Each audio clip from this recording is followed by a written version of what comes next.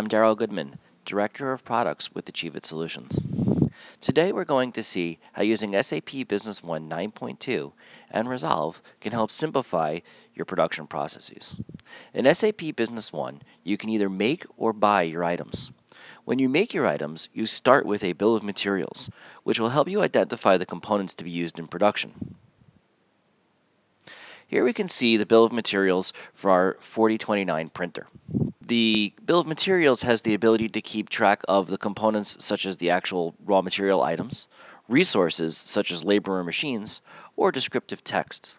Additionally, when looking at the bill of materials, you have the ability to include items that are stock items and also items that are part of an indented bill of materials, also known as subcomponents.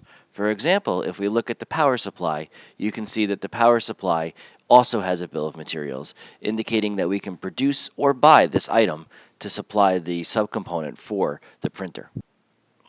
A production order uses the bill of materials to load the work instructions for a particular job. In this case, the production order is a work order identifying that we need to produce today 2 units of this printer.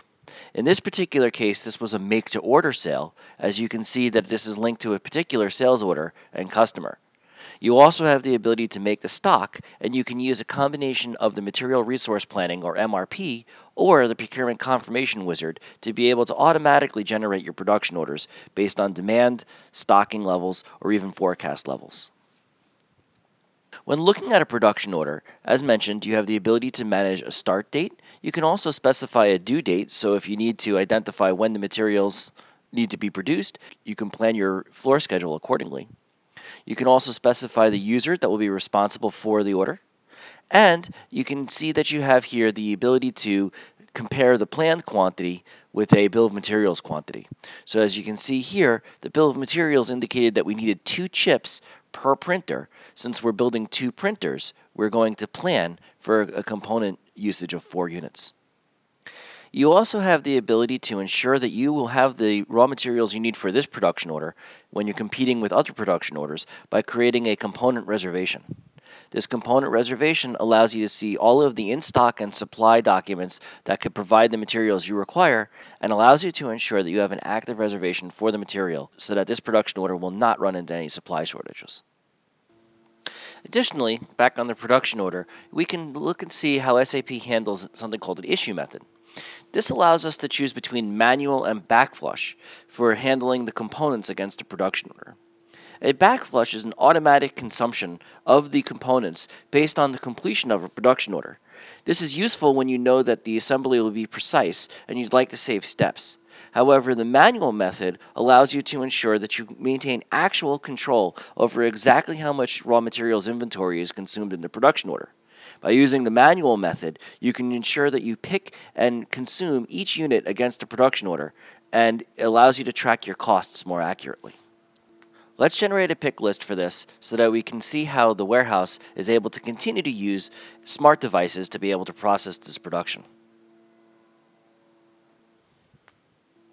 As you can see, the system has generated pick list 75. Having switched to my smart device, in this case an iPad, I'm presented with a range of options that I can perform in the warehouse. I'm going to start by going into production, and as you can see I have 2 primary production functions, the ability to perform a production pick as well as the ability to receive the finished goods off of a production order. We'll start by going into production pick and using document number 75, which was our pick list. You can see it now shows me all of the materials that I need to produce my production order, as well as the bin locations where the material is required to be picked from and the quantity that is required for this production order.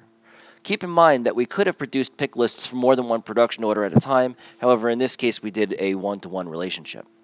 I'm going to check the quick hide function so that I can see that I've completed everything. And as I go through and scan each item and mark the quantity that I want,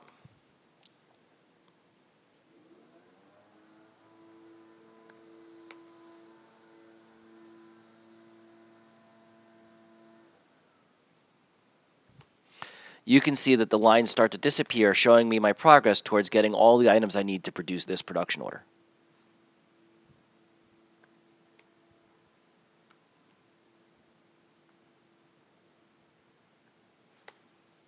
Having selected all the items, I can see that I no longer have any more material to pick, and I can go ahead and I can finish my production pick.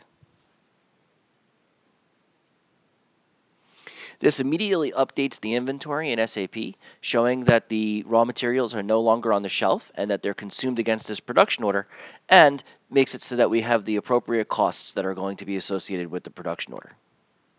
Next, the manufacturing actually takes place, and as we go through our production, I'm going to receive the units as they come off of the document. So you can see in here, I'm able to scan my work order, which was production order number 161, and it shows me that I need to produce 2 units. I can scan or tab to complete the item, and as you can see here, I can specify where in the warehouse I'm going to put my finished good, how many I've produced, and you can see here that although I've planned 2, I've only received 1 so far, so I'll go ahead and I'll finish this production order receiving. Again, allowing me to immediately show SAP that we've produced 1 unit of the 2 units required so far. Back in SAP, we can see that the pick list was in fact picked. You can see the update with the timestamp showing the exact date and time that the WMS was picked. And switching to the summary tab, you can see that we have the actual component costs that have issued, how many we've actually produced so far. So you can see we planned 2 and completed 1. The cost of that 1 is there, and if we were to complete at this stage, we'd have a variance. Let's see what happens the next day when they go back to their smart device. And here you can see when they bring up production order 161, the planned quantity has been reduced to show only that there's 1 more that needs to be produced. Again, we'll go ahead and produce that. Pick a bin location that we're going to put it into. Indicate that we're producing 1, and we'll finish the production order. And having returned into SAP, you can see that we have in fact updated 2, so we've completed 2 units successfully with no variance. Let's take a look at the relationship map so that we can see how SAP used all this information to keep track of the production for this make-to-order sale. As you can see here, we had a sales order, which automatically generated this production order. And you'll see here that we had an issue for production that shows all of the materials used and the exact quantities that were used, as well as keeping track of each of the 2 receipt from productions. So you can see here that we produced 1 unit and a second unit on a different transaction. Let's also note that you could also do your report completion from inside of SAP Business One, which gives you the ability to indicate whether or not you have any additional requirements, such as rejecting units and also being able to return from production any unused raw materials. As you can see here, you presented a list with the raw materials. You can select the unit that you want to return back into inventory, and this will give you the ability to indicate how many of the raw materials you're putting back. Having putting that raw material back into stock, you can see my component cost goes down, and my variance is, in this case, a favorable 73.57.